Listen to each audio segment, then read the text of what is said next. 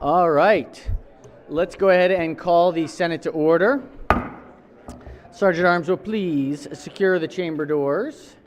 Members will please take your seats. Madam Clerk, please call the roll. Mr. President, All right, Senators, we are very pleased to again have with us this morning Reverend Dr. William C. Campbell, Jr. from Union Bethel AME Church in Brandywine, Maryland, guest of the distinguished senator from the 27th District. Please rise for the invocation.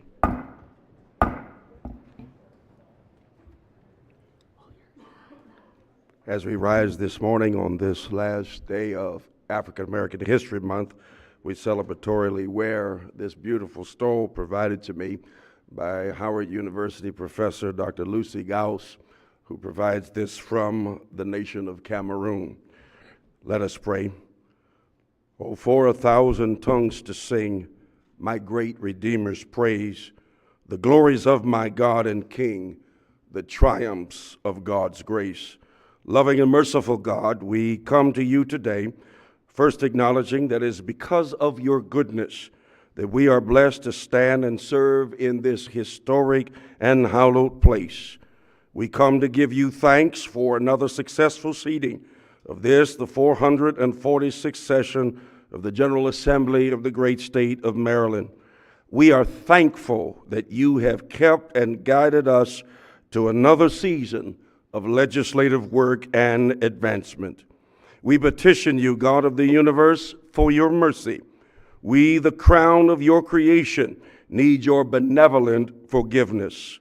Lift us up with your gracious hand so we may serve with strength, with wisdom, courage, and honor the good people of this beautiful state of Maryland. Let our hearts and minds beat together in unity as we labor in this storied place of assembly.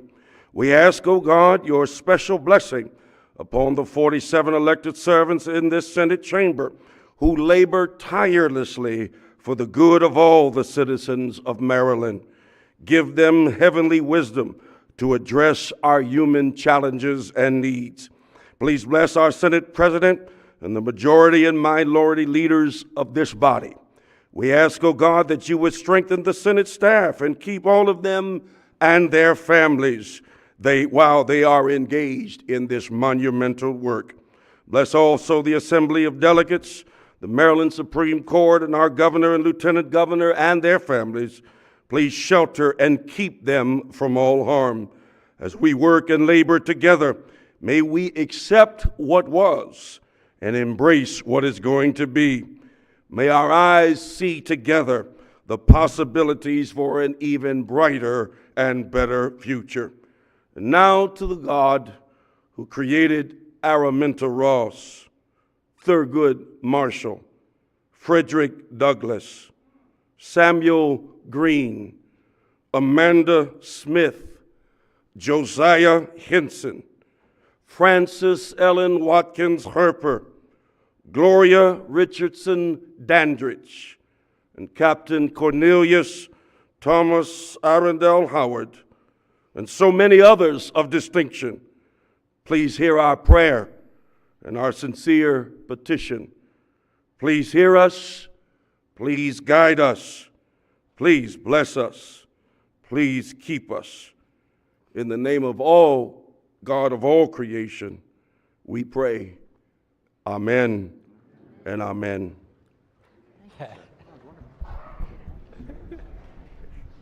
Chair recognizes the senator from the 27th District. Thank you, Mr. President. Colleagues, I won't mar the words that were just given to us for our health. What I will say is Pastor Campbell is a stalwart leader in our community and as well in my family's church. My family has attended that church for over 100 years. And so they are rooted. And as a reminder to our colleagues, Southern Maryland, which includes Brandywine, was designated as the 57th historic area in this country. spearheaded by a group of folks from Southern Maryland, and that church is a part of that history of Southern Maryland. Our storied history here in Maryland is something that we should continue to embrace, and thank you, Pastor Campbell, for helping us this morning. Thank No you. question. Thank you, Senator. And Mr. President, may the words be journalized. Without objection, of course, we will journalize the pastor's wonderful invocation this morning. Yes, Chair recognizes the Senator from the 26th District. Thank you, and good morning to everyone. I just wanted to say a word about my friend, my good friend, Dr. Campbell, and all of the good work that he's doing. The church where he pastors, I started preaching there when I was 21 years old. So that was like a half a century of that 100 years of which you speak. But you're doing a great work, and I'm proud to know you, my friend. Thank you, Mr. for that. President. Thank you, Senator, and appreciate your work, sincerely. All right, has everyone recorded their presence in the chamber? It appears so. The clerk will take the call. With 44 members in the chamber and a quorum being present, the Senate of Maryland is now in session on this very special Leap Day. Let's go ahead and start with our majority leader has a resolution. We have some guests joining us here today. Some of the Henson variety. Thank you, Mr. President. This is a very special day. We have Big Bird here, and we're celebrating Dr. Seuss's birthday today. Okay. The clerk will read the resolution in full. Be it hereby known to all that the Senate of Maryland offers its sincerest congratulations to the Maryland State Education Association in recognition of the 26th anniversary of Read Across America Day. We commend your contributions in promoting reading and adult involvement in the education of our youth. The entire membership extends its best wishes on this memorable occasion and directs this resolution be presented on this 29th day of February, 2024. The clerk will call the roll. Mr. President? Has everyone recorded their vote? If so, Chair, in explaining his vote, just want to say thank you so much to Teresa Dudley and Cheryl Boast and the incredible work of MSEA and all of the work that you all do to inspire young people across the state. And you know, it's not every day you have Big Bird, but it's the real heroes every day in everyday classrooms that are doing the work to change the future of the state. And we thank you all so much for everything that you do. Thank you all, and congratulations from the entire Senate of Maryland.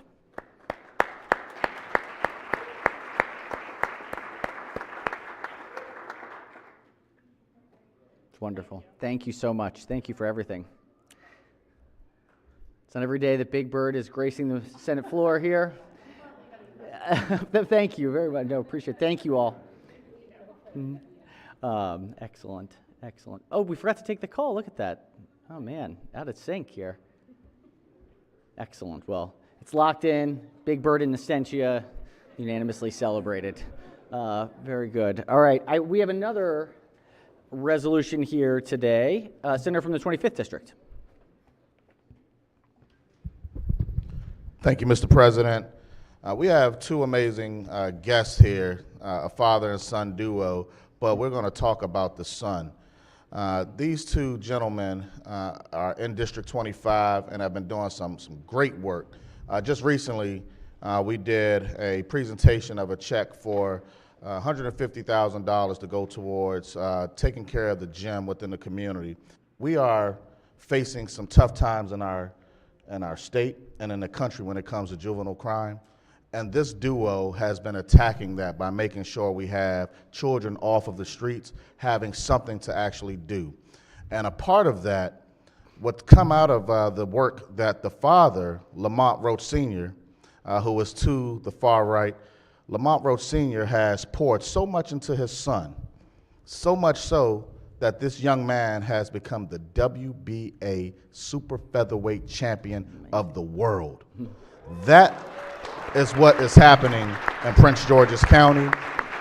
When you have a father in a child's life that pours into that child, anything is possible. So I'm going to read a little bit about Lamont Roach Jr., the champion that we all can claim as our own. Born in Washington, D.C., Roach was raised in Upper Marlboro, Maryland, where when he was 9 years old, he with his father started training at No Excuse Boxing Club in Capitol Heights. where he got to hit a punching bag for the first time and learn some of the basics of boxing. He enjoyed it so much that he decided to continue training under his father. As an amateur boxer, Roach received notable success, securing gold medals at prestigious events such as the National Golden Gloves and the USA Boxing Youth National Championships in 2013.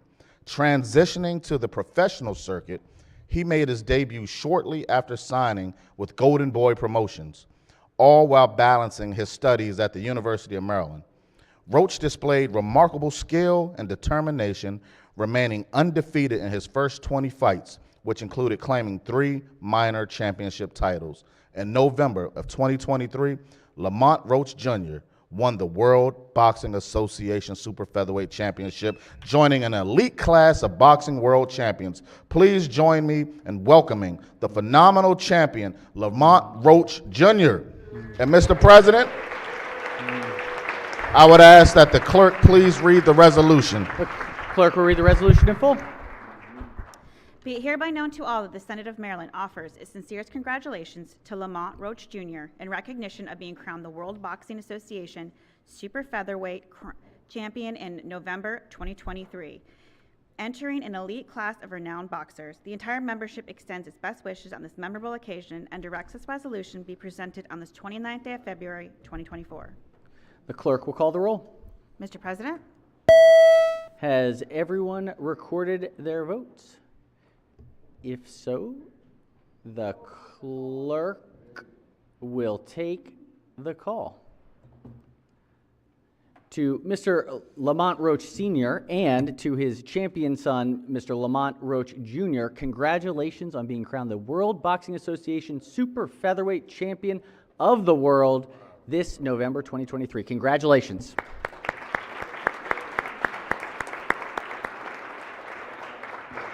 Thank you all for joining us today, and thanks for your great work with the gym. Quite an accomplishment. Yes, Chair recognizes the Majority Whip. Thank you. Thank you, Mr. President. I'm telling you, I am overwhelmed, as Mike Miller would say. I am delighted, excited, and overjoyed. I want you all to know that this young man was a student at John Bain Elementary School, where I was the principal. Well, now we know the secret to success. I am so excited. I cannot, if I wasn't so fat, I'd go out there and do a cartwheel. Wonderful. Yes, Chair recognizes Senator from College Park. Thank you, Mr. President. A tough act to follow, as always, for my colleague. But I wanted to call the body's attention to the presence in the gallery of members of the Prince George's Democratic Committee who are down here to visit us. If they could rise and we could give them a warm welcome. Excellent. Thank you for Welcome. joining us. Welcome. Thanks for joining us. Chair recognizes Senator from Montgomery County. Thank you, Mr. President. My colleagues have heard me say about 10 billion times that I'm very proud to be the senator for Gaithersburg and Rockville. And one of the many, many reasons, in addition to our diversity, our jobs, our arts, and so many things, is the leadership. And in the gallery over the president today is the new mayor of Rockville, Monique Ashton, the longtime mayor of Gaithersburg, Judd Ashman, as well as council members Barry Jackson, Azola Shaw, and I think that's it for the moment, but others may be coming down. These folks work so hard to make our third and fourth largest cities in Maryland to be just great places to live, work, raise a family, work for a nonprofit or a small business. Thank you, Mr. President. Thank you so much, Senator, and thank you. We have in the gallery above mayors from across the state of Maryland. Actually, if we could, if all of the mayors could please rise, we would. If we had an infinite amount of time, we would call out each one. We are so deeply, deeply thankful for you all. Thank you to our mayors. It's where the real rubber hits the road is in the mayor's office, and so we are so thankful to each and every one of you all. Thank you for being here with us. All right, Senator from the 37th? Nope, Senator from the 11th District. Thank you very much, Mr. President. I would like to call my colleagues' attention and introduce the doctor of the day today, which is Delegate Dr. Dan Morheim. This is a very, very special introduction. Dan is the longest serving physician who served in the Maryland General Assembly. He was in the House of Delegates for 24 years, and over 35 of us served with him there. So that's pretty special. And in his career, he led the way on procurement reform, so many healthcare issues, and he continues to serve in a variety of boards locally and throughout the state. He's on the faculty of a couple of institutions, and he goes to prove there is life after service in the General Assembly. So thank you very much for being here. Thank you, Delegate Morheim. Delegate Dr. Morheim, I should say. Thank you for your service. I think the first ever doctor to be a Doctor of the Day and former member. So making history here with us today. So thanks for being here. Yes, Senator from Carroll County. Thank you, Mr. President. I have an introduction I'd like to make. First, I did want to say that Delegate Morheim was my first subcommittee chairman in the House of Delegates, so you can blame him for for all this, reading the bills very closely. But we worked on procurement together and a lot of other issues, so he helped me get my first bill passed, actually, so it was great to see him again this morning. I do have, ask the body to welcome, I have my intern for this year, Mr. Owen Trainer. Stand up, Owen. He is from University of Maryland College Park, and he's from the Catonsville area, and so he's been doing a great job in our office, and just ask the body to give him a warm welcome today. Welcome. Thanks for joining us. Thank you. Senator from District 40, Baltimore City.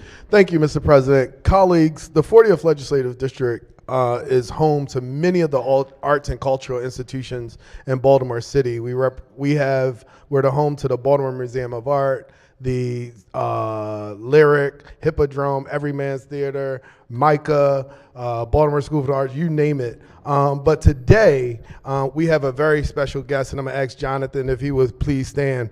I'm pleased to introduce to you, colleagues, Jonathan Haywood, the 13th music director of the Baltimore Symphony Orchestra. The BSO is Maryland's largest arts organization with homes in the 40th District, as well as the great county of Montgomery County.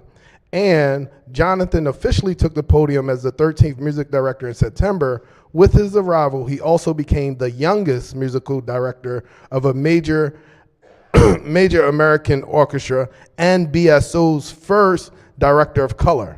The power of music is undeniable, and we couldn't be more excited to have Jonathan leading our orchestra and elevating Baltimore and Maryland's cultural community and profile on a national and really global stage. Colleagues, please join me in welcoming conductor Jonathan Haywood here to the chambers this morning. Welcome.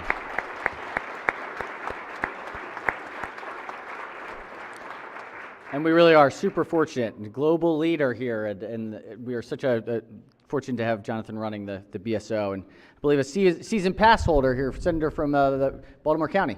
Thank you, Mr. President. Yes, my wife and I have been governing members for years of the BSO, and I just want to advise the body that the BSO has initiated a new program of sending either the entire orchestra or groups of musicians into every county of the state to perform. Increasingly, the Baltimore Symphony Orchestra is becoming the Maryland Symphony Orchestra. Thank you, Mr. Haywood, for being with us. No question. Thank you. Thank you for that reflection. Excellent. One of the best performances of the year is the July 4th on the Harvard. It's incredibly, and I think we've done it for the last 5 years. It's great. Amongst many performances, amongst many. All right. Let's see. Do we have additional introductions? Any other guests to introduce? No? Is that everything? Mr. President? Yes, Chair recognizes Senator from the 27th District. Yes, Mr. President, if you would, today is Read Across America, and I was blessed to be the senator for 3 counties, Mr. President. You may have known that. So this morning we've had with us, and I'm not sure if they're in any up in the chambers, from Prince George's County, Brandywine Elementary, students from Calvert County, Beach Elementary, and Charles County, Malcolm Elementary. So very proud to have grabbed 2 out of the 3 this morning for photos, but it's always great to bring our young future leaders here to Annapolis to experience the oldest working state house in the Union. So thank you, Mr. President and colleagues. Thank you very much, Senator, and thank you. If they do join us, I don't see them on this end, but we'll make sure that we pause to recognize them if they're able to join us. Thank you. Excellent. All right. Well, if that, I think, does it for introductions. Just would like to say, appreciate everyone. We got a long day today. Maybe we'll see. We're going to have a little bit of a floor day tomorrow, so no pro formas. So we'll see how much we can get through today. That's going to be the next 2 weeks are going to be jam tough. So we're gonna make it work. Make it work. All right. So be considered the reading of the journal from the prior legislative day. Let's do bill introductions. This is calendar 49. Clerk will read the first bill.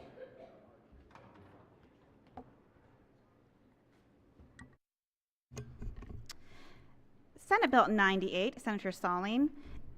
Wait, that is the wrong. There we go. There we go. Senate Bill 1177, Senator McCray, Housing Authority of Baltimore City, Subsidiary Entities, Tax and Special Assessment Exemption Rules. Majority Leader moves, so be considered the reading of the bills. They will be referred to the Rules Committee. We've got bond initiatives, calendar 37. Clerk will read the bond initiatives.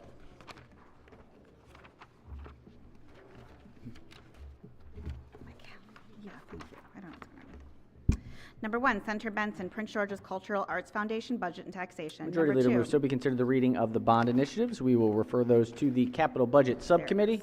We've got a report from the Rules Committee. This is report number 1. Clerk will read. Actually, let's hear from the clerk will read the report.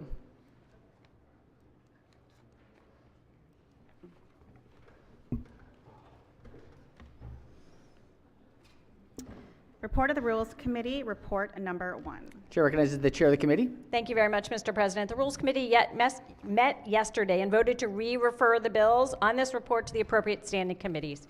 I move for the favorable adoption of the report. All right, the bills will be referred to their appropriate standing committees. That's the first one of the year. Any objections? Without objection, so ordered. All right, the bills will be referred to their standing committees. Thank you, Madam Chair. I think we'll hold on the other one, and we're going to do third readers first.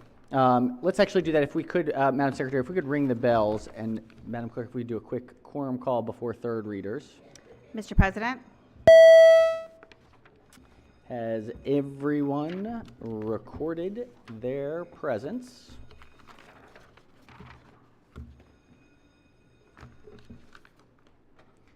If so, the clerk will take the call. With 45 members in the chamber and a quorum being present, the Senate of Maryland remains in session. We've got a few calendars of third readers to clear out here. Let's go start with 26. Clerk will read the first bill. Senate Bill 98, Senator Salling, Interagency Food Desert Advisory Committee, Food Desert Study. All right, Senate Bill 98 is on third reading for final passage. Any discussion? If not, clerk will call the roll. Mr. President. Has everyone recorded their vote? Anyone wish to change their vote, explain their vote? If not, the clerk will take the call. With 45 votes in the affirmative, Senate Bill 98, having received a constitutional majority, is declared passed. Clerk will read the next bill. Senate Bill 148, Senator A. Washington, Comprehensive Flood Management Grant Program, funding for underserved and overburdened communities and areas at risk of extreme flooding. Senate Bill 148 is on third reading for final passage. Any discussion? If not, clerk will call the roll. Mr. President. Has everyone recorded their vote? Anyone wish to change their vote, explain their vote? If not, the clerk will take the call. With 45 votes in the affirmative, Senate Bill 148, having received a constitutional majority, is declared passed. Clerk will read the next bill. Senate Bill 175, Senator Augustine, State Board of Examiners in Optometry, Criminal History Records Check. Senate Bill 175 is on third reading for final passage. Any discussion? If not, clerk will call the roll. Mr. President. Has everyone recorded their vote? Anyone wish to change their vote, explain their vote? If not, the clerk will take the call. With 46 votes in the affirmative, Senate Bill 175, having received a constitutional majority, is declared passed. Clerk will read the next bill. Senate Bill 181, Senator McCray, Qualifying Nonprofit Organizations Training and Reentry Services Funding. Senate Bill 181 is on third reading for final passage. Any discussion? If not, clerk will call the roll. Mr. President. Has everyone recorded their vote? Anyone wish to change their vote, explain their vote? If not, the clerk will take the call. With 46 votes in the affirmative, Senate Bill 181, having received a constitutional majority, is declared passed. Clerk will read the next bill. Senate Bill 221, Chair, Finance Committee, Health Occupations Boards, Reciprocal Licensure and Certification. Senate Bill 221 is on third reading for final passage. Any discussion? If not, clerk will call the roll. Mr. President. Has everyone recorded their vote? Anyone wish to change their vote, explain their vote? If not, the clerk will take the call. With 46 votes in the affirmative, Senate Bill 221, having received a constitutional majority, is declared passed. Clerk will read the next bill. Senate Bill 258, Chair, Education and the Environment Committee, Department of General Services, State Buildings and Facilities, Energy Conservation and Greenhouse Gas Emissions Reduction. Senate Bill 258 is on third reading for final passage. Any discussion? If not, clerk will call the roll. Mr. President? Has everyone recorded their vote? Anyone wish to change their vote? Explain their vote. If not, the clerk will take the call. With 37 votes in the affirmative, Senate Bill 258, having received a constitutional majority, is declared passed. Clerk will read the next bill. Senate Bill 305, Chair, Education Environment Committee, Department of Natural Resources, Maryland Geological Survey Fund Establishment. Senate Bill 305 is on third reading for final passage. Any discussion? If not, clerk will call the roll. Mr. President? Has everyone recorded their vote? Anyone wish to change their vote? Explain their vote. If not, the clerk will take the call. With 46 votes in the affirmative, Senate Bill 305, having received a constitutional majority, is declared passed. Clerk will read the next bill. Senate Bill 374, Senator Waldstreicher, State Emergency Medical Services Board Licenses and Certification Application Requirements. Senate Bill 374 is on third reading for final passage. Any discussion? If not, clerk will call the roll. Mr. President? Has everyone recorded their vote? Anyone wish to change their vote? Explain their vote. If not, the clerk will take the call. With 34 votes in the affirmative, Senate Bill 374, having received a constitutional majority, is declared passed. Clerk will read the next bill. Senate Bill 377, Senator King, Higher Education Teacher Development and Retention Program Definition. Senate Bill 377 is on third reading for final passage. Any discussion? If not, clerk will call the roll. Mr. President? Has everyone recorded their vote? Anyone wish to change their vote? Explain their vote. If not, the clerk will take the call. With 45 votes in the affirmative, Senate Bill 377, having received a constitutional majority, is declared passed. Clerk will read the next bill. Senate Bill 403, Senator Klossmeyer, Hospitals and Related Institutions Residential Treatment Centers Accreditation. Senate Bill 403 is on third reading for final passage. Any discussion? If not, clerk will call the roll. Mr. President? Has everyone recorded their vote? Anyone wish to change their vote? Explain their vote. If not, the clerk will take the call. With 45 votes in the affirmative, Senate Bill 403, having received a constitutional majority, is declared passed. All right, let's go to calendar 27. Clerk, read the first bill. Senate Bill 411, Senator Guile, Department of Veterans Affairs, renaming and Deputy Secretary of Military Family Policy and Programs. Senate Bill 411 is on third reading for final passage. Any discussion? If not, clerk will call the roll. Mr. President? Has everyone recorded their vote? Anyone wish to change their vote? Explain their vote. If not, the clerk will take the call. With 46 votes in the affirmative, Senate Bill 411, having received a constitutional majority, is declared passed. Clerk will read the next bill. Senate Bill 412, Senator Guile, Mental Health Law, County Mental Health Advisory Committee's membership. Senate Bill 412 is on third reading for final passage. Any discussion? If not, clerk will call the roll. Mr. President? Has everyone recorded their vote? Anyone wish to change their vote? Explain their vote. If not, the clerk will take the call. 46 votes in the affirmative. Senate Bill 412, having received a constitutional majority, is declared passed. Clerk will read the next bill. Senate Bill 434, Senator King, Education State Library Resource Center funding. Senate Bill 434 is on third reading for final passage. Any discussion? If not, clerk will call the roll. Mr. President? Has everyone recorded their vote? Anyone wish to change their vote? Explain their vote. If not, the clerk will take the call. With 46 votes in the affirmative, Senate Bill 434, having received a constitutional majority, is declared passed. Clerk will read the next bill.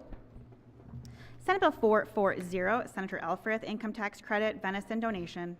Senate Bill 440 is on third reading for final passage. Any discussion? If not, clerk will call the roll.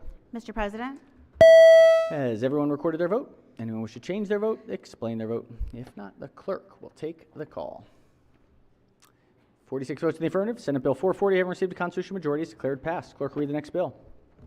Senate Bill 441, Senator Bidel, Janet L. Hoffman Loan Assistance Repayment Program, Nancy Grasmick Public School Professional Award, School Nurses. Senate Bill 441 is on third reading for final passage. Any discussion? If not, clerk will call the roll. Mr. President? Has everyone recorded their vote? Anyone wish to change their vote? Explain their vote. If not, the clerk will take the call. With 46 votes in the affirmative, Senate Bill 441, having received a constitutional majority, is declared passed. Clerk will read the next bill.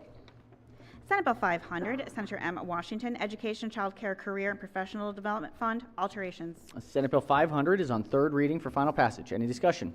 If not, clerk will call the roll. Mr. President, Has everyone recorded their vote? Anyone wish to change their vote, explain their vote? If not, the clerk will take the call. With 46 votes in the affirmative, Senate Bill 500, having received a constitutional majority, is declared passed. Clerk will read the next bill. Senate Bill 501, Senator McKay, Handguns, Wear, Carry, and Transport Laws Handbook Publication. Senate Bill 501 is on third reading for final passage. Any discussion? If not, clerk will call the roll. Mr. President, Has everyone recorded their vote? Anyone wish to change their vote, explain their vote? If not, the clerk will take the call. With 46 votes in the affirmative, Senate Bill 501, having received a constitutional majority, is declared passed. Clerk will read the next bill. Senate Bill 509, Senator Kramer, Commercial Financing, Small Business Truth in Lending Act. Senate Bill 509 is on third reading for final passage. Any discussion? If not, clerk will call the roll. Mr. President, Has everyone recorded their vote? Anyone wish to change their vote, explain their vote? If not, the clerk will take the call.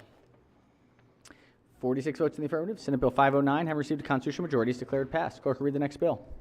Senate Bill 517, Senator A. Washington, Next Generation Scholars of Maryland Program, Program Administration Alterations. Senate Bill 517 is on third reading for final passage. Any discussion? If not, clerk will call the roll. Mr. President, Has everyone recorded their vote? Anyone wish to change their vote, explain their vote? If not, the clerk will take the call.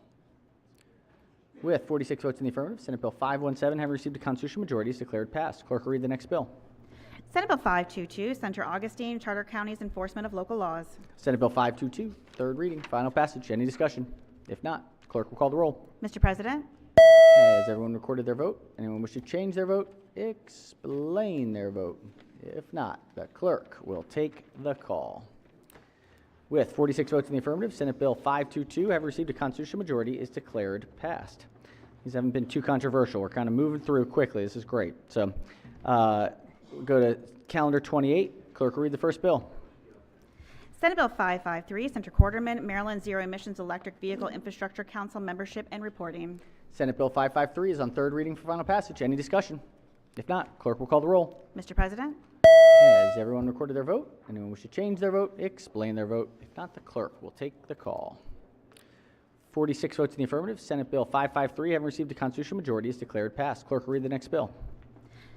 Senate Bill 564, Senator Watson, Real Estate Brokers Licensing, License Renewal, and Continuing Education. Senate Bill 564 is on third reading for final passage. Any discussion? If not, clerk will call the roll. Mr. President, Has everyone recorded their vote? Anyone wish to change their vote, explain their vote? If not, the clerk will take the call. With 46 votes in the affirmative, Senate Bill 564, having received a constitutional majority, is declared passed. Clerk will read the next bill. Senate Bill 600, Senator Kramer, Maryland Medical Assistance Program, Dental Services Coverage and Rate Study. Senate Bill 600 is on third reading for final passage. Any discussion? If not, clerk will call the roll. Mr. President, Has everyone recorded their vote? Anyone wish to change their vote, explain their vote? If not, the clerk will take the call. With 46 votes in the affirmative, Senate Bill 600, having received a constitutional majority, is declared passed. Clerk will read the next bill. Senate Bill 633, Senator Klossmeyer, Maryland Self-Services Storage Act, Sale of Personal Property and Satisfaction of Liens, Means of Advertising. Senate Bill 633 is on third reading for final passage. Any discussion? If not, clerk will call the roll. Mr. President, Has everyone recorded their vote? Anyone wish to change their vote, explain their vote? If not, the clerk will take the call. With 46 votes in the affirmative, Senate Bill 633, having received a constitutional majority, is declared passed. Clerk will read the next bill. Senate Bill 678, the President, Income Tax Technical Corrections. Senate Bill 678 is on third reading for final passage. Any discussion? If not, clerk will call the roll. Mr. President, Has everyone recorded their vote? Anyone wish to change their vote, explain their vote? If not, the clerk will take the call.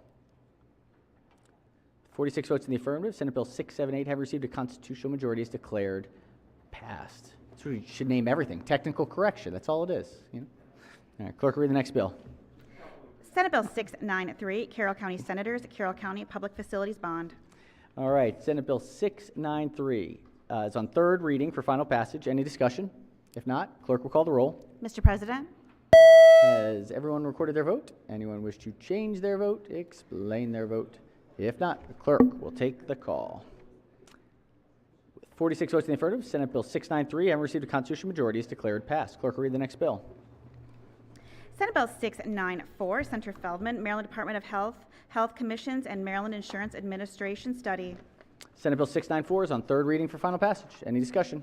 If not, clerk will call the roll. Mr. President, Has everyone recorded their vote? Anyone wish to change their vote? Explain their vote. If not, the clerk will take the call. With 46 votes in the affirmative, Senate Bill 694, having received a constitutional majority, is declared passed. Clerk will read the next bill. Senate Bill 701, Senator Bidel, Maryland Health Benefit Exchange, State-Based Young Adult Health Insurance Subsidies, Pilot Program Amount of Annual Subsidies. This is an emergency bill. Senate Bill 701 is on third reading for final passage. Any discussion? Senators, this is an emergency bill. Any discussion? If not, clerk will call the roll. Mr. President, Has everyone recorded their vote? Anyone wish to change their vote? Explain their vote. If not, the clerk will take the call. With 46 votes in the affirmative, Senate Bill 701, having received a constitutional majority, is declared passed. Clerk will read the next bill. Senate Bill 776, the President, State Investment Portfolio, Local Government Investment Guidelines, Investment Standards. This is an emergency. Senate Bill 776 is on third reading for final passage. Any discussion? If not, clerk will call the roll. Mr. President, Has everyone recorded their vote? Anyone wish to change their vote? Explain their vote. If not, the clerk will take the call. With 46 votes in the affirmative, Senate Bill 776, having received a constitutional majority, is declared passed. Clerk will read the next bill. Senate Bill 821, Senator Feldman, Maryland Insurance Administration Professional Employer Organizations Study. Senate Bill 821 is on third reading, final passage. Any discussion? If not, clerk will call the roll. Mr. President, Has everyone recorded their vote? Anyone wish to change their vote? Explain their vote. If not, the clerk will take the call. With 46 votes in the affirmative, Senate Bill 821, having received a constitutional majority, is declared passed. Clerk will read the next bill. Senate Bill 996, Senator Klossmeyer, Advanced Practice Registered Nurses Professional Liability Insurance Coverage Notification Requirements. Senate Bill 996 is on third reading for final passage. Any discussion? If not, clerk will call the roll. Mr. President, Has everyone recorded their vote? Anyone wish to change their vote? Explain their vote. If not, the clerk will take the call. With 46 votes in the affirmative, Senate Bill 996, having received a constitutional majority, is declared passed. All right, that does it for third readers. And now for no further debate, let's go to Committee on Judicial Proceedings, report number 10. Clerk will read the first bill. Tiny little thing. Senate Bill 2, Senator Carter, Juvenile Law, Child in Need of Supervision, Mandatory Petition, Michaela Straughter Memorial Act, favorable with one amendment. All right, Chair recognizes the bill sponsor on the bill. Thank you, Mr. President. The bill only has one amendment, which adds co-sponsors to the bill. I'd move the favorable committee report and the amendment. As amended, the bill establishes that if a law enforcement officer alleges the commission of an act by a child younger than age 13 that results in the death of a victim, the law enforcement officer must forward the complaint to the Department of Juvenile Services for appropriate action. If a Department of Juvenile Services intake officer receives such a complaint, the intake officer must file a petition alleging the child is either delinquent or in need of supervision. And again, one amendment which adds co-sponsors to the bill. I'd move the favorable committee report and the one amendment. Floor Leader moves for the adoption of the one committee amendment and the favorable committee report. On the amendment, any discussion? Any objections? Without objection, the one committee amendment is adopted. Question now is on the amended report. Any discussion? Any objections? Without objection, the amended report is adopted. Are there any further amendments to the bill or its title? Seeing none, Senate Bill 2 is hereby ordered printed for third reading. Clerk, read the next bill. Senate Bill 744, the President, Juvenile Law Reform, favorable with 12 amendments. Recognizing Chair of the committee as the floor leader. Thank you, Mr. President. The bill before you was developed in consultation with the state's attorneys, with the public defenders, and with the Department of Juvenile Services. Now, the state's attorneys didn't get everything they wanted in this bill, and the public defenders don't have everything that they wanted in the bill. But it's our hope that this bill will also help move DJS forward and live up and to fulfill its mission and goals and to be the best version of itself. I also want to say, Mr. President, that this bill comes as a piece of a comprehensive approach that we've taken this session. We've had over $111 million given through the blueprint to students with substance and mental health needs. We've had $43 million allocated to the Governor's Office of Children. And we have given millions of dollars to DJS to advance and forward programs aimed at our youth. So, Mr. President, what this bill, as amended, does makes numerous changes to the juvenile justice process in our state, including altering the offenses for which a child between the ages of 10 and 12 is subject to delinquency jurisdiction, alters the procedures relating to juvenile intake, forwarding of complaints to the state's attorney's office, and pre-hearing detention. It extends the maximum terms of probation that children may be subject to. It repeals the existing State Advisory Board of Juvenile Services and alters provisions relating to the Commission on Juvenile Justice Reform and Emerging Best Practices. Mr. President, in typical JPR fashion, there are 12 amendments.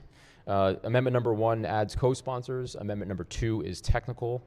Amendment number 3 modifies offenses for which the child between ages 10 and 12 is subject to delinquency jurisdiction. Amendment number 4 requires DJS to make an intake decision within 2 business days where DJS has denied a request from law enforcement for a child to be detained pending a hearing. Amendment number 5 mandates the filing of a child in need of supervision petition wherever the child under age of 13 is alleged to have committed a motor vehicle theft. Amendment number 6 removes a requirement for DJS to forward all complaints involving a child already under supervision to the state's attorney, and it adds a requirement for DJS to forward all complaints for which it conducts an informal adjustment and the child fails to complete the informal adjustment. Amendment number 7 requires the law enforcement officer who arrests a child to submit a report to DJS on any actions taken. Amendment number 8 alters the misdemeanor offenses for which a child may be detained pending a hearing. Amendment number 9 allows the court to reset a child's term of probation in certain circumstances where the child has failed to appear at a court-ordered treatment program without good cause. Amendment number 10 requires DJS to develop programs aimed at children involved in gun violence and motor vehicle theft. Amendment number 11 removes from the bill provisions relating to the Juvenile Justice Monitoring Unit. And Amendment number 12 modifies the membership of the Commission, requires the Commission to adopt a code of conduct, and moves the effective date of the provisions relating to the Commission from October 1, 2024 to July 1st, 2024. Mr. President, I move for the adoption of the 12 committee amendments in the favorable committee report. All right, floor leader moves for the adoption of the 12 committee amendments and the favorable committee report. Let's start with the amendments. Any discussion of the amendments? Chair recognizes the senator from District 6. Thank you, Mr. President. Could I ask the question to the floor leader? Floor leader yield for questions on the amendment. Senator may proceed. Thank you, Mr. President. First of all, I was going to say thank you for the hard work. I know this has been a question and been difficult but I want to commend the committee for what they're doing and what they continue to do, the hard work. But I have just one question about the amendments. I know I come to you briefly just for a moment to talk about one issue that with juvenile and registrations or registry of offenders and the sex offenders. I didn't know if any of those covered that for those that are minors going to a brick and mortar school. I think that's been a problem, and I think you've heard about that. But does that cover any of that registration through our police departments? Thank you very much, Senator, for the question. And no, the bill does not touch that. Obviously, we have a process in place for adults who are in the school system for the local school boards to develop processes for folks that are on that registry. But we did not handle that in this bill. Well, I bring that up, Mr. President, because it is an issue. As we know, we have SROs in our schools. And knowing that our police department does have a registry for sex offenders and minors, those SROs, we don't have enough in our schools, as we know. I know one in particular, Mr. President, that covers 3 schools. And so knowing that this one covers the 3 schools, he can't cover all of them at one time. And not having that knowledge or having that knowledge, even if he has that understanding, and we have one that covers 3 schools, but at today can only cover 2. It won't be able to cover the third one that might have an opportunity to have one that is registered as a sex offender, as a minor. And I believe we all should have a problem with that, protecting our kids in our schools. So knowing that, Mr. Floor Leader, Mr. President, at the right time, I do have an amendment that maybe we could look at. Thank you, Mr. President. Thank you, Senator. All right. Further discussion on the amendments. Chair recognizes Senator from District 11 on the amendments. Thank you very much, Mr. President. Could I ask the Will chair? the floor leader yield for questions on the amendments? Senator may proceed. One of your amendments dealt with the delinquency process, and I wonder if you can walk me through the delinquency process and at what point kids get connected to services or assessed there versus the SINS process. If you could walk through the differentiation between so the two. Delinquency, what we've done in this bill is we've slightly expanded delinquency jurisdiction, which means, opens up a kind of a panoply of options for where the child can come after being arrested. So what we've done, do you want to hear the specific offenses and then go through the process, or you want more process? I'm assuming the specific, yes, all of the above, Okay. please. And these are just 10 to 12-year-olds, correct? So yes, we've expanded that jurisdiction. So 10 to 12-year-olds are already subject to delinquency jurisdiction for crimes of violence, okay? And what this does is it bumps that out for 2 offenses. One is the third-degree sex offense, okay, which is, we can talk about that more if you want, but you can look that up in the statute, I can give it to you. And then second is really regulated firearms offenses. And we've also added for sawed-off shotguns. And that includes use of this regulated firearm in a crime, the transfer or sale, the straw purchase, the destruction of the serial number, and ghost guns. Is it also possession, not use? It is possession. Okay. And wear carry.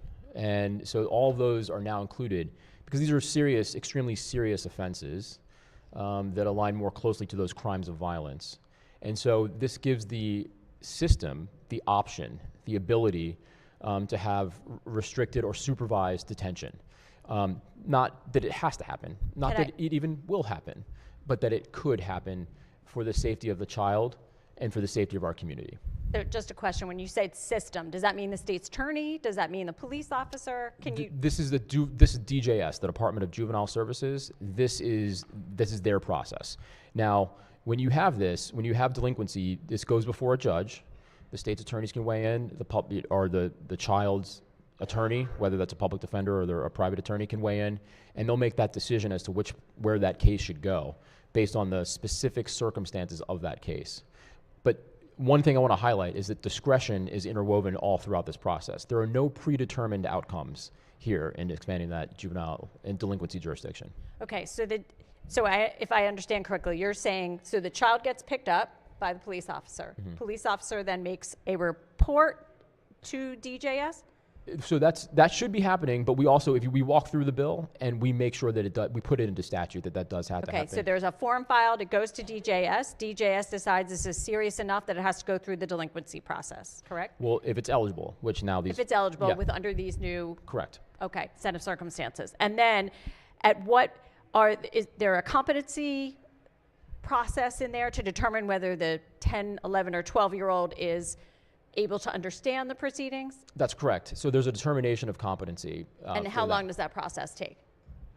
It has to take place, I believe, within that 30 days, but... A competency process has to take place in 30 days? DJ,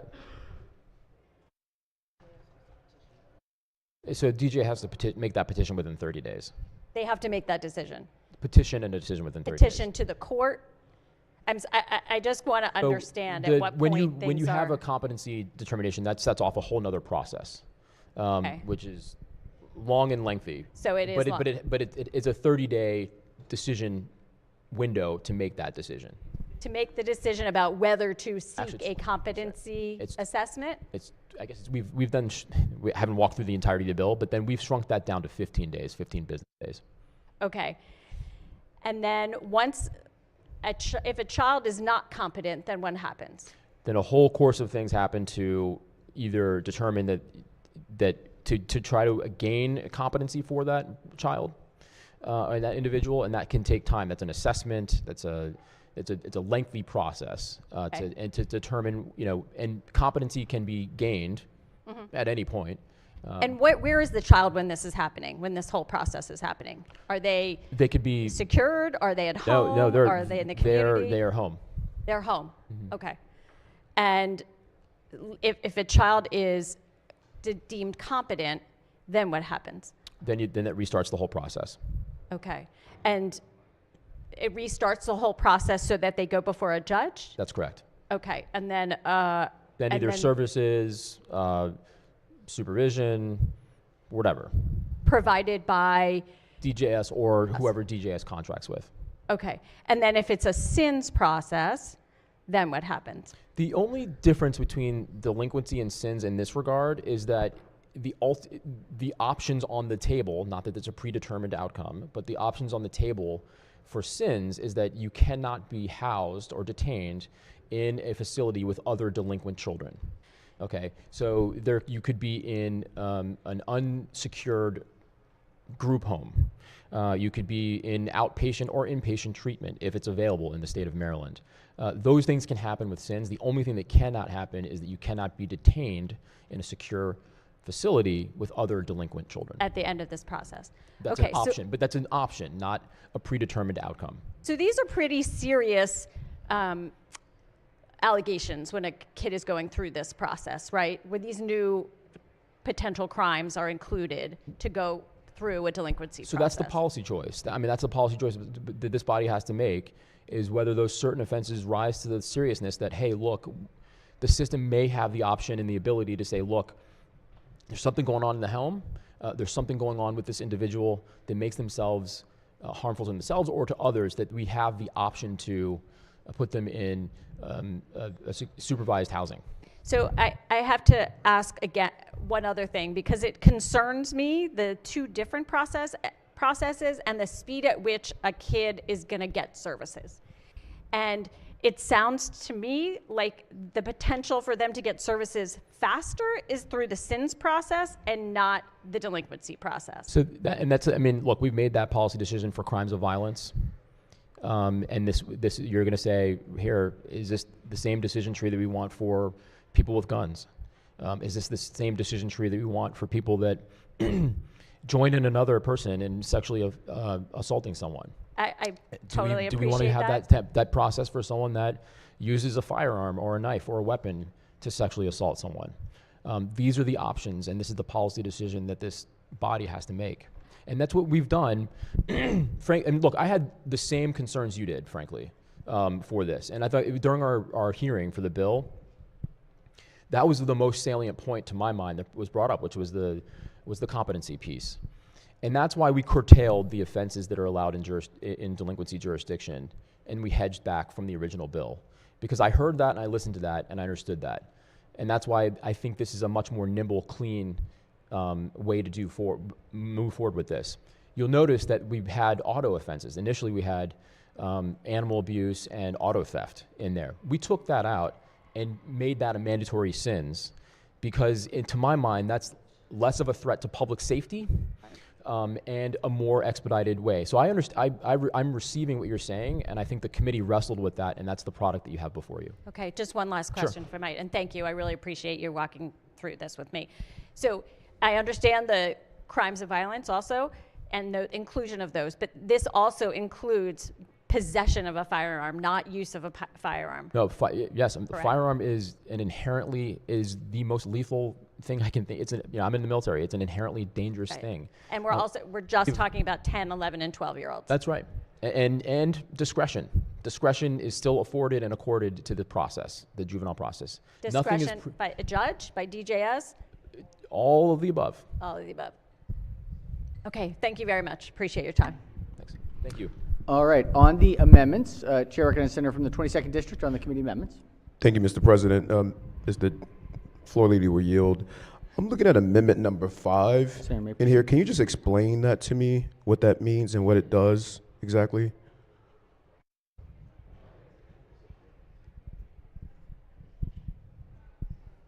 I believe that's the mandatory SINS petition for auto theft, which is the discussion we just kind of dealt with. Oh, yeah, that's exactly right. Yeah. So what remember the bill, again, came in with delinquency jurisdiction, 4 major offenses added. Auto theft was in there. So what we did was as we were just having the discussion with the senator from District 11, we took out the delinquency jurisdiction for auto thefts, put it into mandatory SINS, which is the process we kind of talked about. And then farther on in the bill, we have codified a requirement for DJS to develop programming specifically targeted toward auto theft. And so we've deviated and diverted those cases in that way. So that's what amendment number 5 is. And can you just describe the SIMS process for me? I don't.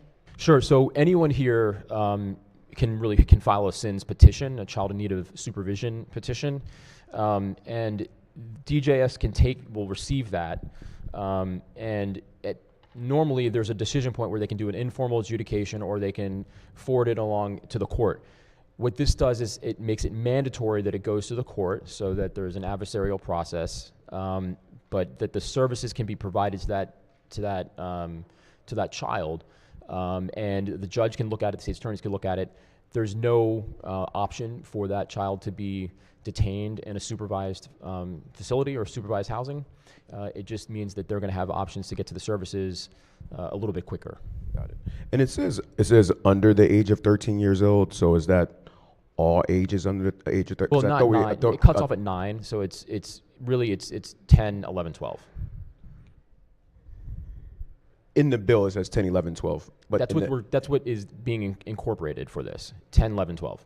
Got it, okay. Because it says under the age of 13 years, and so but but in the statute, in the law, like under 9, you can't be charged with anything. So got it. Okay. Or 9 or under.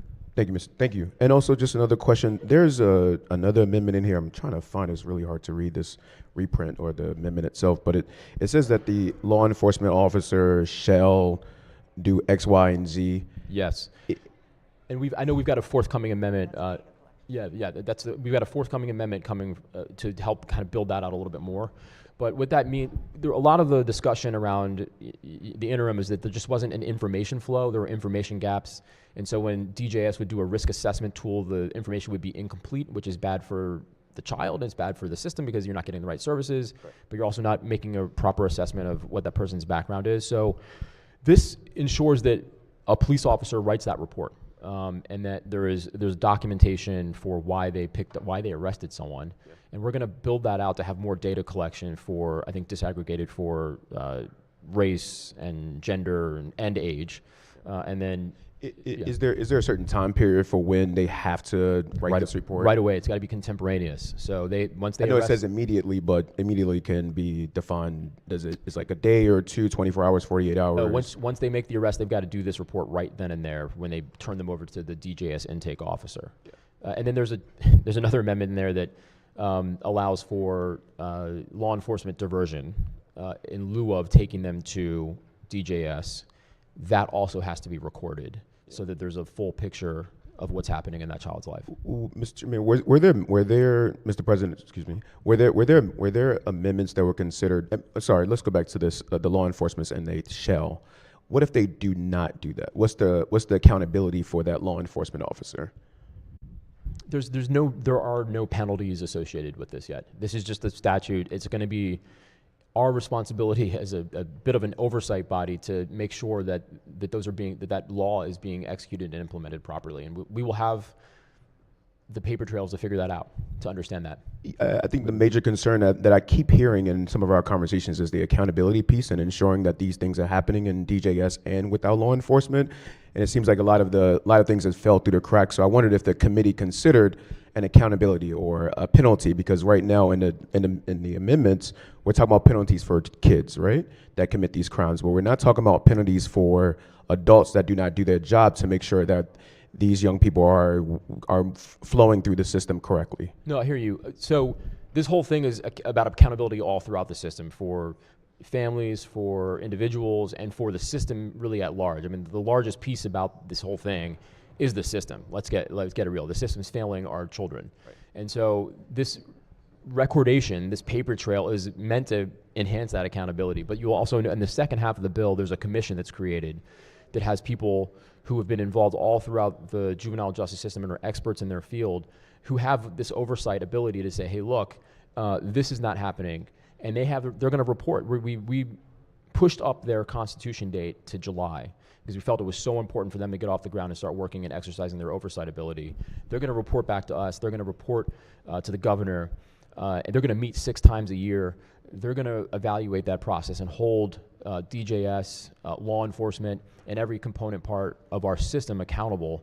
But we're also going to have a better window into what's actually happening. I mean, you're going to hear a lot. I mean, we've heard a lot about data-driven this and data-driven that. A lot of the problem is we don't have it. No, I appreciate the attempt to accountability, but it seems like the amendments are kind of missing the mark a little bit on that real penalty or that accountability measure to make sure that, first of all, I appreciate the transparency because that's what you're trying to intend, that we have more transparency, and I appreciate that. I just think with the amendments here are missing the mark in ensuring that there's accountability in the system. But thank you, Mr. Chair, for answering my questions. Thank you. All right. Chair recognizes the Senator from Prince George's on the amendments. Thank you very much, Mr. President. Could the Chairman Hill? You know I'm an educator, in case no one in here knows it, but I am. I understand without question that the parents are the children's first teacher. I want you to tell me which amendment deals with parental accountability. Because we can't do anything with this bill if we don't involve parents. We've got to provide that opportunity to say to parents, you are responsible for your children out here carjacking and doing the illegal things. Now, the prime example, Mr. Chairman, is what happened this morning. This young man right here, the parent, when you look at the pages that are here, it's the parents, it's the people responsible for these youngsters. The first teacher for the children are the parents. Where do we have in this amendment something that says, parents, you are accountable for your children's behavior. You are accountable when your children are out running the street wild like weeds. You can't do it. So you must come in here so that we can see what the problem is, so that we can give you the kind of support that you need. In some cases, the parents are not able to have the skills necessary to work with their children. So where in this amendment, which amendment tells me that the parents, let's not fool ourselves. We've got to, I'm a former educator, as I told you, but I couldn't do anything at my school as a principal without the involvement of parents. So could you tell me which amendment deals with saying to parents, you must be held accountable for your children's behavior? Thank you for that, Senator.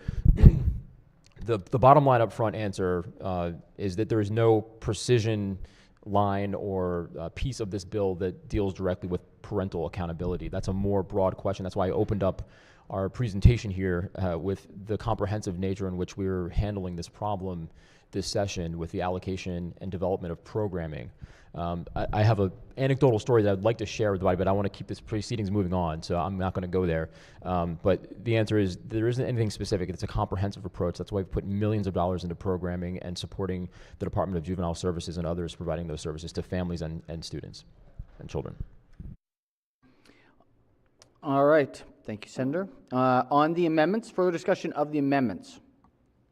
Any objection to the committee amendments? Without objection, the committee amendments are adopted. Question now is on the amended report. Discussion on the report.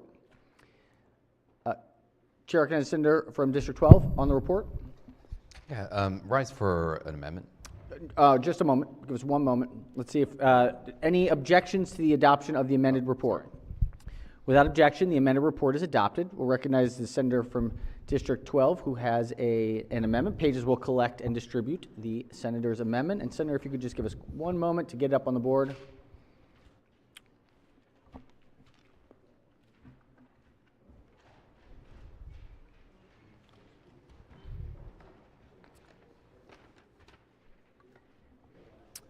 All right, should be up on the system. It appears it is. Senator may explain the amendment. Thank you, Mr. President. This amendment addresses just kind of the need to raise awareness of the SINS process. We had heard from a lot of constituents that weren't aware of how to file a complaint. This amendment simply requires that this information on how to file a complaint is included in the pamphlet that is distributed out. Excellent. All right, Senator moves the amendment. Let's hear from the committee. Thank you, Mr. President. I view this as a friendly amendment. I mean, look, it doesn't change who can file this petition. It just gives more information to families of victims. I think that's a good thing, and so I view it as a friendly amendment. Excellent. Yeah, this process really has to get built out. All right. On the amendment, any further discussion? Any objections? Without objection, the amendment is adopted. believe we may have another amendment. Chair recognizes the senator from the 25th District has an amendment. Pages will collect and distribute the senator's amendment. Give us just a moment.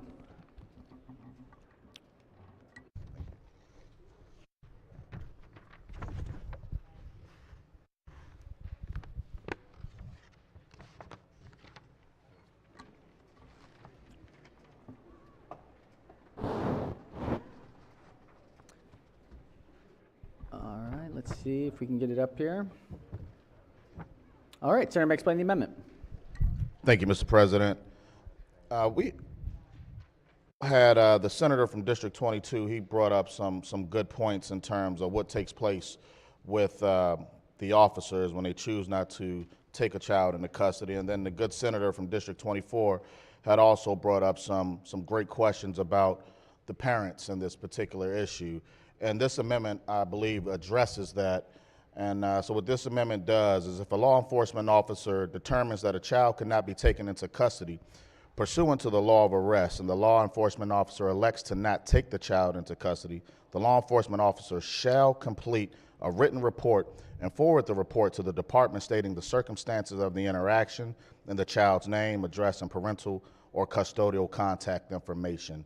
I think it captures a lot of information that we're looking to have so that we can have a clear understanding of this entire process and track data properly across the state of Maryland. All right, Senator moves the amendment. Let's hear from the committee. Thank you very much, Mr. President, and I thank the senator for the amendment. We had this discussion in committee, and I thank you for the thoughtful work product to consider this to be a friendly amendment. I also want to use this to address one piece for the accountability and for transparency. We worked really hard on police reform in this body a couple of years ago, and we redeveloped that whole process. If you don't do your job, if a police officer doesn't do their job and fill out those forms, they're subject to those administrative penalties, and they will be punished. So we worked really hard to reform a process. This folds in under that process, and there is accountability there. So we take this amendment as friendly. Thank you very much, Mr. President. Thank you, Senator. All right, any objections from no objection from the committee, and any objections from the floor? Yes, Chair recognizes the senator from the 22nd District on the amendment. Thank you, Mr. President. I do have a question for the floor leader on the bill and the amendment as well. On the amendment, sorry, just make sure, maker of the amendment or the floor leader, chair of the committee. Chair of the committee. All right, Senator may proceed. Yeah, this amendment seems like a really great amendment, and I appreciate the senator from 25th District putting this in. The question still remains about DJS as well. Like, what is the accountability? What penalties are there for DJS? And this one only covers law enforcement. What about Department of Juvenile Services? This doesn't cover Department of Juvenile Services. Look, we are the legislature, the governor, and the secretary of the Department of Juvenile Services has to enforce the law, just as any agency across government has to do so. So that's what I would answer with. Thank you for that. Yeah, I still, I appreciate the maker of the amendment. This is a great amendment. It answers some of the questions on the law enforcement side. I do think that the committee and this body really needs to consider how we're holding DJS accountable to make sure they're doing their part as well. Thank you, Mr. Chair. I couldn't agree with you more. No question. All right, further discussion on the amendment? Any objections? Without objection, the amendment is adopted. Additional amendments to the bill or its title? Do we want to go to Senator from District 6, followed by the Senator from District 41? Let's go to the Senator from District 6, and then we'll I got an amendment, Mr. President. All right, Senator has an amendment. We will collect and distribute the Senator's amendment.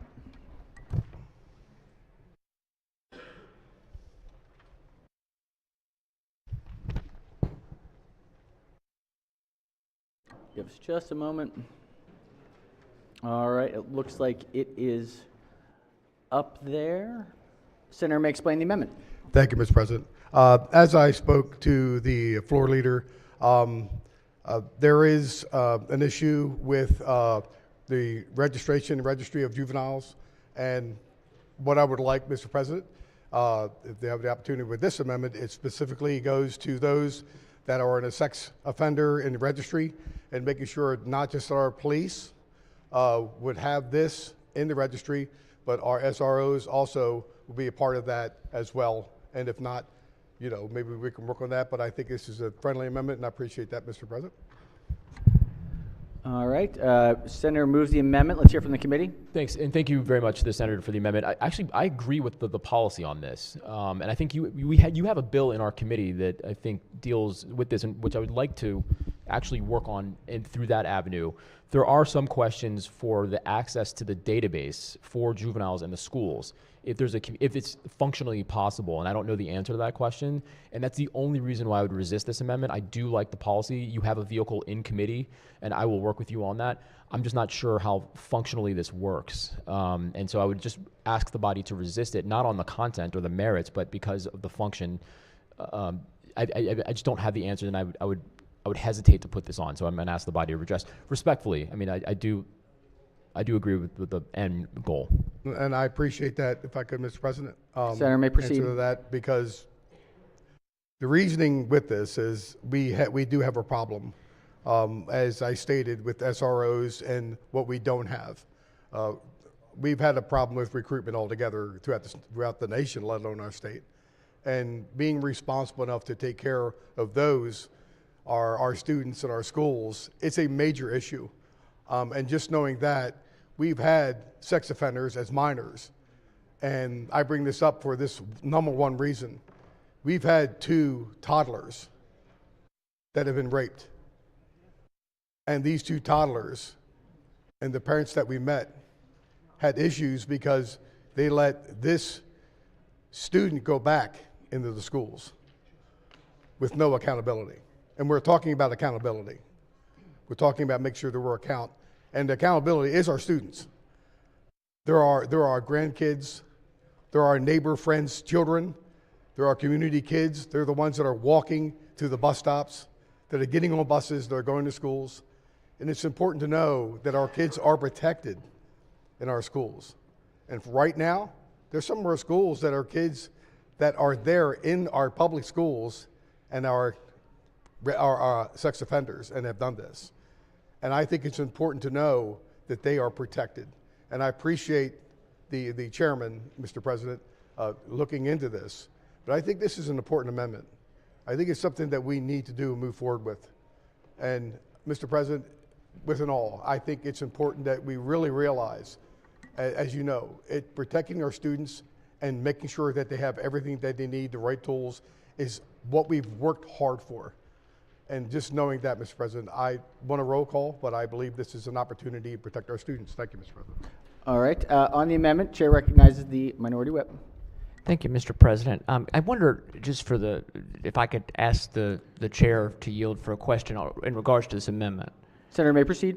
My understanding, and I looked at the House cross-file reprint, and it's on page 13 of the House cross-file reprint. So it seems like they were able to, and what this is about, and I know the chairman knows, but just for the benefit of the body, just to be very clear, what it's about is this amendment would say that if you are on the juvenile sex offender registry, the county school boards need to come up with an alternative education plan, much like they do for a lot of situations where you're not going to be in general population in the school because you've committed some sort of rape or serious sex offense.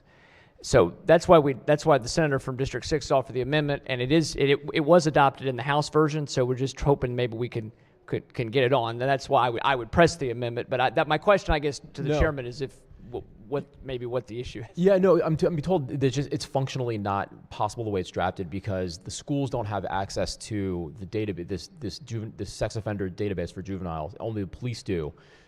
The reason why I hesitate, look, we will handle this issue this session. I just hesitate to add this on here because of the actual function. I'm having PTSD from last session where I was like, it doesn't work. It just doesn't work. And then, an amendment went on and would have allowed for a domestic abuser to have access to firearms and all this. So there were unintended consequences for something like this.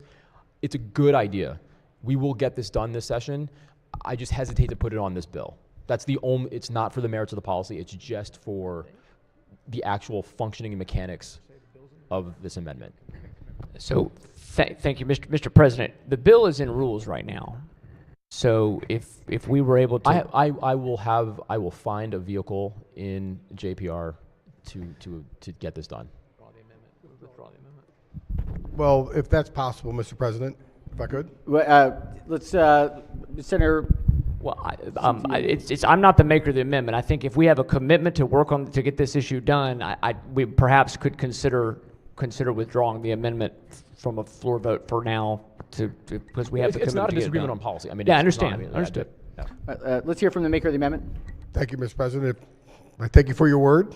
I would remove this amendment and work with you in committee to get something like this done. Again, more than anything, Mr. President, to protect our students. Thank you. Yep.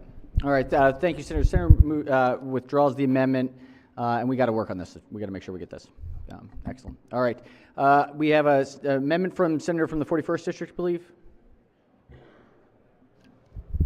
Pages will collect and distribute the senator's amendment. Thank you, Mr. President. I'm hoping that we will accept this as a friendly amendment. Senator, give it just one quick moment. Let's get it up on the board so folks have it.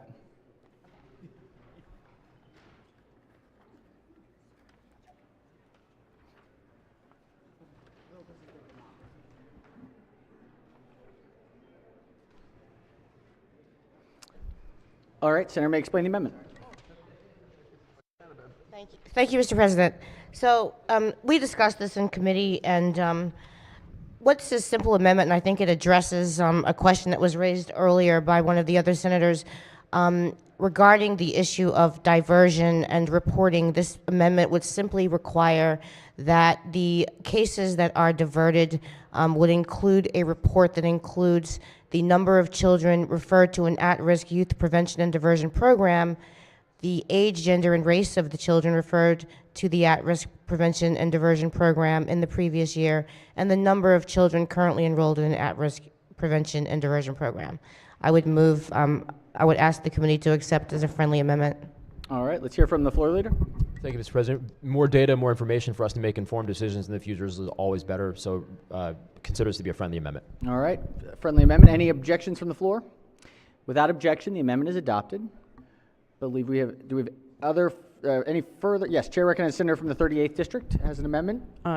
Yes, Mr. President, I have an amendment. Senators will collect and distribute the senator's amendment.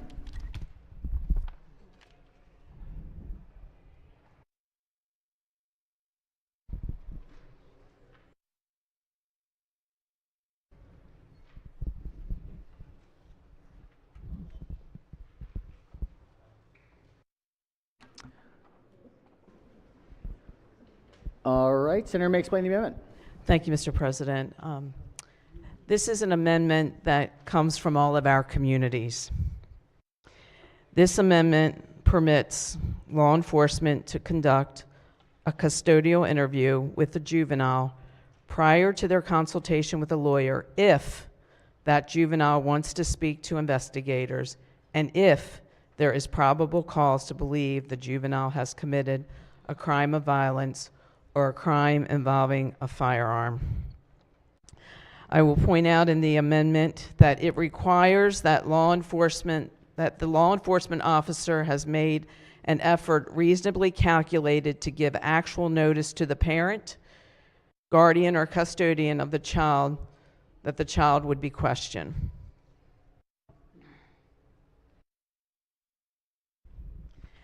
The Child Interrogation Protection Act, or CIPA, has functionally eliminated the ability of law enforcement to interview juvenile suspects. In my 3 counties, there has not been a single instance of a juvenile agreeing to speak with an investigator after the CIPA mandated attorney consultation. Cooperation from juveniles during investigations, even with the most violent crimes like rape and murder, has plummeted across the state, if not outright disappeared. This amendment makes a very modest change to current law, a simple revision that is fully intended to increase our ability to protect both children and increase public safety in our neighborhoods and communities. And my colleagues, when I say that the amendment comes from our communities, I wanted to share with you the words of a principal from my district, Dr. Andrea Blake. She's the proud principal of Wycomico High School in Salisbury. And she's testified, with restrictions currently imposed by CIPA, We are seeing that youth suspects are lacking a sense of accountability, and numbers of youth victims are increasing. Let us keep in mind, from my perspective, the principal's perspective, that the majority of victims of juvenile crime are in fact other juveniles. When a crime is committed by a youth in our community and law enforcement is not able to immediately begin the questioning phase of investigation, youth perpetrators are bringing into our schools a sense of empowerment for their behaviors, while others in the school are feeling a sense of fear and a concern for their own safety.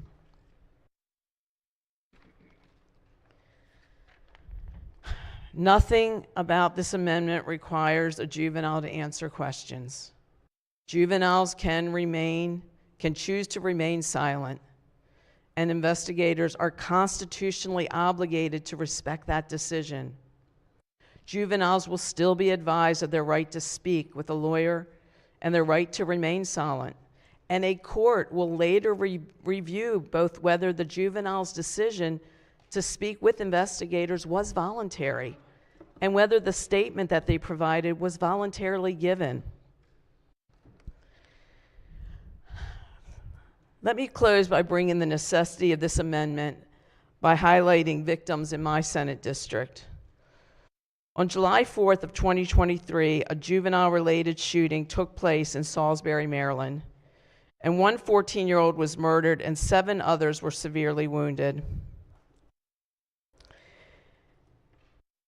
The ability of the Wicomico County Sheriff's Office and State's Attorney's Office to investigate and prosecute those involved has been limited by the current law, and other suspected shooters from the incident have yet to be charged, which means victims and the families have yet to receive justice. I'm asking for your support for this bipartisan, focused, narrow, and common sense amendment in addressing juvenile crime in this very narrow way. And I ask for a favorable vote for this amendment. Thank you, Senator. Senators move the amendment. Let's hear from the floor leader. Thank you, Mr. President. The law as it stands now protects the constitutional rights in this regard, regardless of your age. And the child here in this instance will have the opportunity to have those rights explained by an attorney. The law as it stands does not hamstring law enforcement's ability to make inquiries and to do their job. We've attached budget language into this year's budget to ensure that every law enforcement agency across the state is clearly trained on what they can and cannot do. The law protects public safety. The law as it stands now protects constitutional rights regardless of your age. I'd ask for the body to reject this amendment. All right, on the amendment, any further discussion? Chair recognizes the senator from the 42nd District on the amendment. Yeah, let me just try to clarify a point that just rose. So the reference was to constitutional rights. They arise from the Miranda decision, which was the decision of the U.S. Supreme Court during the heyday of the Warren Court back in 1966. Here's what Miranda specifically says, and we've all seen these rights read to people on television. You have the right to remain silent. Anything you say can and will be used against you in a court of law. You have the right to an attorney. If you cannot afford an attorney, one will be provided to you. Those are the rights required by the Miranda decision. There is nothing in Miranda that requires that a person speak to an attorney before the person talks to the police. So what we passed here a year or two ago goes beyond Miranda and is not contained in the U.S. Constitution. I just wanted to make that clear. All right. On the amendment, further discussion? Any further discussion? If not, all in favor of the amendment? Senators request a roll call vote. Mr. President, do you mind ringing the bells? Sure. Let's, if we could, Madam Secretary, if we could ring the bells. Excuse me. All right. The clerk will call the roll. Mr. President? Has everyone recorded their vote? Does anyone wish to change their vote? Explain their vote? If not, the clerk will take the call. With 29 votes in the negative, the senator's amendment fails. Any further amendments to the bill or its title? Seeing none, Senate Bill 744 is hereby ordered printed for third reading. All right, let's go to report on the Committee on Rules. Mr. President? Yes, Senator from 23rd? Yes, I'd like to be recorded positively for Senate Bill 403. My button didn't work. Okay, excellent. 403 in the green, Any objections? Without objection, so ordered. All right, we are at report of the Committee on Rules. This is report number 2. Clerk will read the bill.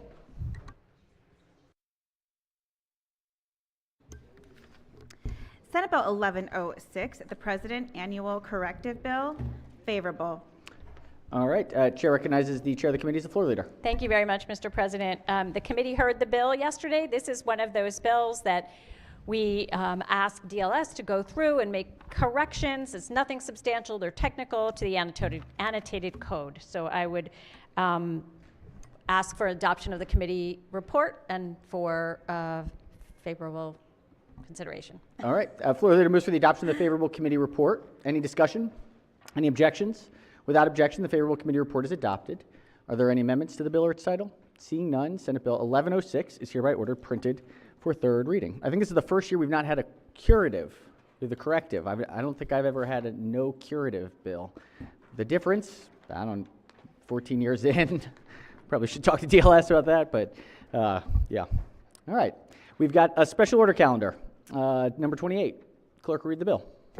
Senate Bill 125, Senator Lewis Young, residential property sales, contract disclosures, Superfund sites. Question is on the adoption of the favorable report as amended. All right, question is on the adoption of the favorable report as amended. Does the Senator have an amendment? I do. Okay, let's first adopt the report. Any objections to the adoption of the amended report? Without objection, the amended report is adopted. Senator has an amendment. We will collect and distribute the Senator's amendment.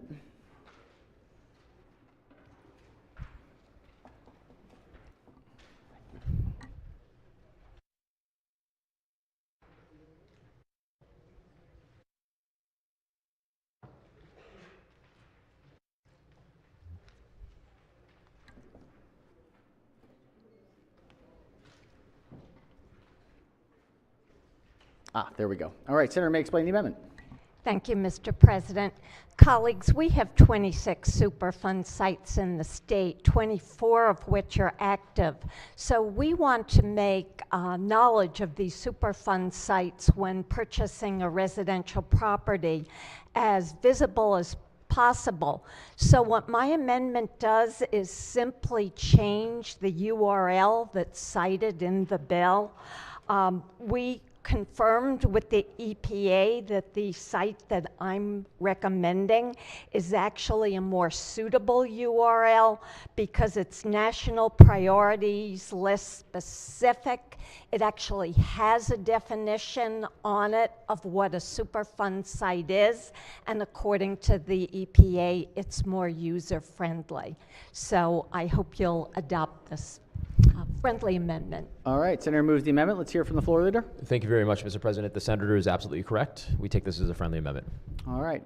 Any objections? Chair recognizes Senator from District 7. Thank you, Mr. President. I understand what we're trying to do. I support it, but websites tend to change. Statute law doesn't. Do we want to put this in law, this website, because they change all the time, or do we just want to have it referenced as the current site or? All right, let's check with the maker of the amendment. Well, the bill was substantially changed, and we need transparency if you are purchasing a residential property. I understand that. I support what you're trying to do. What I'm saying is websites change. People change them all the time. I mean, hey, if they have a breach, they're going to have to shut this down and open up a new one and send it out, and we're putting it in law, this actual website. I'm saying, should we reference current? That's why we contacted the EPA and asked for their recommendation. All right, let's see. Can we yield to the floor leader? Floor leader has a.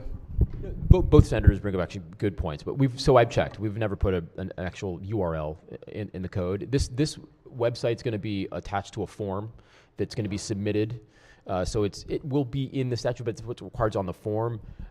Look. If the body feels as though you just want to reference that site so they go find it,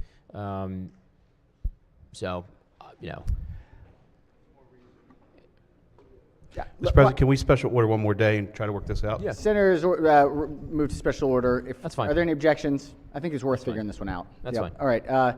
Let's. If there are no objections, we'll special order the bill to the appropriate time tomorrow and see if we can find the right way to reference this the site. Thank you for bringing the point, Senator. All right. That does it. Desk is clear. Desk is clear. So quickly. Yes, Chair recognizes Senator from District 11. Thank you very much, Mr. President. We have with us this afternoon students from the St. Timothy's School. I wonder if they are I think they are around, if they behind us. could wave and say hi. Welcome. Welcome to St. Timothy's. Welcome. Thanks for joining us today. Enjoy your visit to Annapolis. All right. Before I forget, Senators, Monday is March 4th is the last day to introduce a bill without suspending the rules. So just keep that in mind. No need to rush any in, but just keep that note. Keep that note. All right. Let's see. Let's do committee. Senator has a bill. Is that correct? Okay, let's do that now.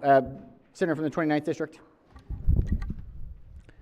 Thank you very much, Mr. President.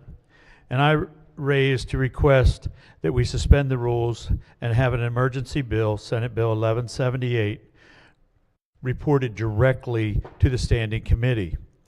This bill is a late file due to the fact that we just learned that there were many of our veterans and veterans from, whether it be the Iraq controversy or the Afghanistan controversy, that were not eligible to participate in the Douglas Peters Scholarship.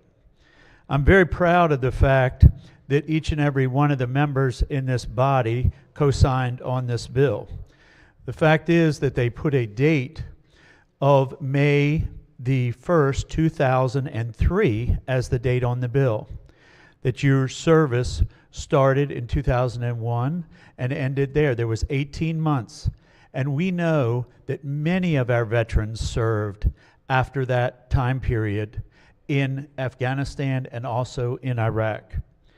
So I would request that rather than just this 6 weeks that they were in Iraq, that this bill be referred to the Standing Committee, and I appreciate everyone's co-sponsor. Senator, we have a slight administrative problem. We do not have the bill, which is a slight problem. So we are going to have to figure out, we may have to do a rule. We can't do it now because we don't have the bill in our possession. It has gone to the print shop. And so there is no action that we can take. So we'll figure out a way to make sure we get there. We learned as the senator was speaking that we don't have it at this moment. So, but we'll figure this one out. It's 47 co-sponsors. We'll adjust it. All right. Sorry about that, Senator. Apologies. We'll navigate it and make sure we find a way.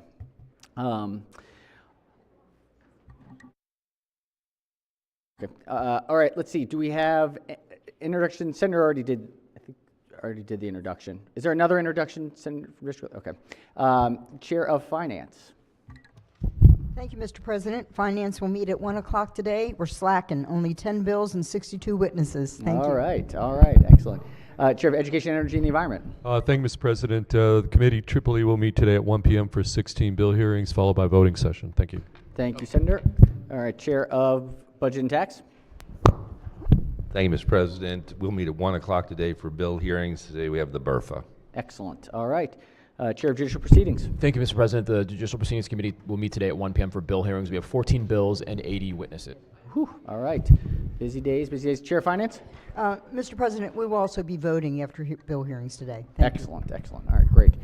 Not to be outdone, but 90 witnesses. I just wanted to outdo. 90. All right. There we go. The lawyers, excellent. All right, let's see, other standing committees. Select committees, joint committees, caucuses, delegations.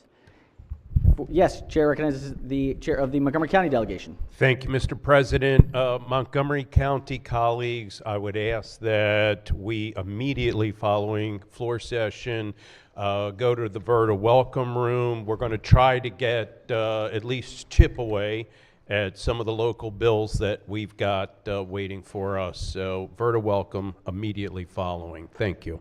Thank you, Senator. All right, Chair of the Baltimore City delegation. Thank you, Mr. President. I'm pleased to announce that the Baltimore City delegation has no bills to be heard tomorrow, and we will not be meeting. Win. It's like striking the lottery this week. All right. No exec noms, no delegation. It's like, what am I going to do with all this free time? It's crazy. Yeah, thank you, Senator. All right, any other announcements? Any other announcements? Yes, Chair of the Prince George's County delegation? No, sir. This is, just want to make an announcement. Tonight is a celebration for Southern Maryland Night at the Graduate Hotel. That's Calvert Charles in St. Mary's County. So all are welcome. It's a great What time, Senator? What time tonight? 6 o'clock? 7 o'clock, sorry. 7 o'clock at Graduate Hotel, Southern Maryland delegation, reception. Great time. Wonderful. Excellent. Look forward to being there. Anything else for the good of the order? If not, let's do a quorum call. Mr. President? Has everyone, apologies. Can we strike that? Strike that. Oh, no. It's the final day of Black History Month, and on a leap day. It was the 29th, it's a leap day. And want to recognize the senator from the 43rd District. Thank you, Mr. President. Colleagues, as we are on the last day of Black History Month and the eve of Women's History Month, I want to share with you a person who kind of represents a core value of our community, which is uplift. Mary Church Terrell was born during the Civil War on September 23, 1963 in Memphis, Tennessee. Though both her parents were born into slavery, they both became one of the wealthiest African American families in the country. As a result, Mary received a very good education. She graduated from Oberlin College in Ohio. She used her education to fight for people to be treated equally for the rest of her life.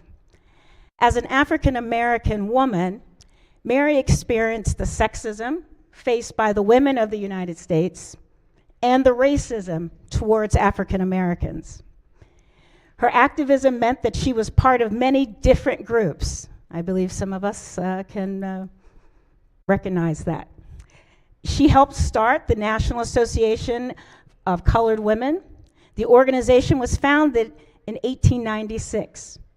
She served as the group's first president, and they used the motto, "Lifting as we climb."